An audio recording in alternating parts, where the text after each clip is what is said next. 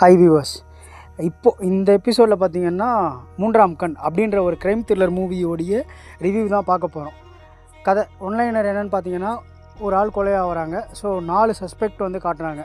So அந்த 4 சஸ்பெக்டில் யார் கொலை பண்ணாங்கன்றது தான் இந்த டோட்டல் கதையோடைய கான்செப்ட்டு.